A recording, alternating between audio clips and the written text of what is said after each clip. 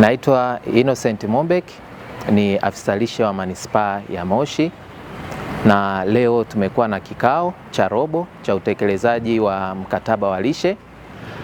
Kulingana sasa na matokeo ya utafiti kwa kipindi hiki cha robo ya Oktoba Disemba, tumeweza kubaini changamoto baadhi kwenye mkata ambayo tulifanyia utafiti kwenye kata ya Bomambuzi, na jumla ya utafiti, jumla ya watu waliofanyiwa utafiti ni watu 350, ambao kati ya hao watu 15 walibainika kuwa na utapiamlo mkali, lakini vile watu 22 wakabainika kuwa na utapiamlo wa kawaida, lakini watu 313 wakawa na hali ya kawaida ya lishe.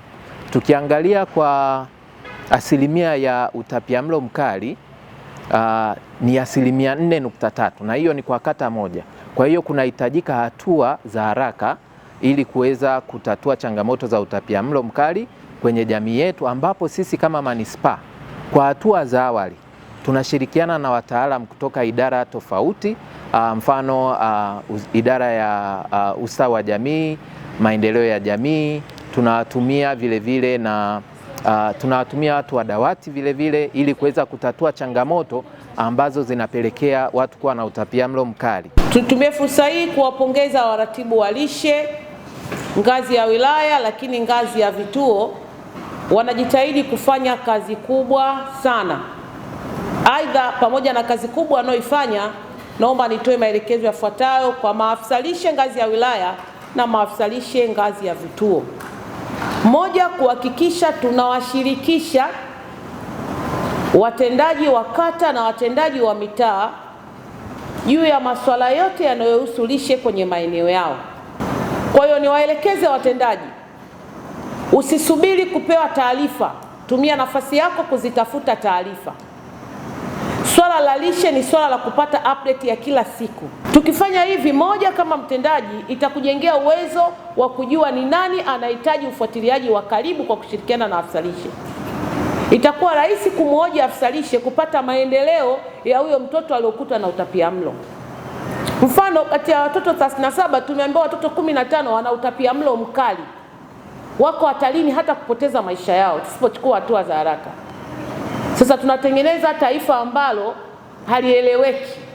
Kama mtoto huyu anapata utapiamlo mkali, hata akija kukaa sawa, tusipotumia nguvu kubwa kuijenga akili yake na afya yake, tunakwenda kumpotezea dira ya maisha yake yeye binafsi. Lakini vile utafiti huu mpaka sasa bado kata 15. Niwaelekeze maafisa lishe kwa kuzingatia uwingi na uhitaji wa kwenye kata, kwa sababu tunazo kata ambazo zina population ya watu wengi, tuzipe kipaumbele kwenye kufanya utafiti. Kwa kuja robo ijayo tusipate taarifa ya kata moja, tuanze na kata angalau zaidi ya 2. Hii itatusaidia kubaini changamoto zetu, kuwafikia watu wengi kwa wakati mmoja, lakini kutafuta suluhisho la haraka ili kunusuru kizazi hiki kinachokuja ambacho kinakumbwa na changamoto hizi nyingi. Naitwa Latifa Othman, ni afisa lishe. Utapiamlo ni ukosefu au upungufu wa inaweza ikawa upungufu au kuzidi kwa ule uwiano wa virutubishi ambavyo tunapata katika mchanganyiko wa makundi mbalimbali ya chakula. Sababu kwanza, mlo kamili ni mlo ambao unatengenezwa kwa makundi yote 6 ya chakula, makundi mchanganyiko 6 ya chakula.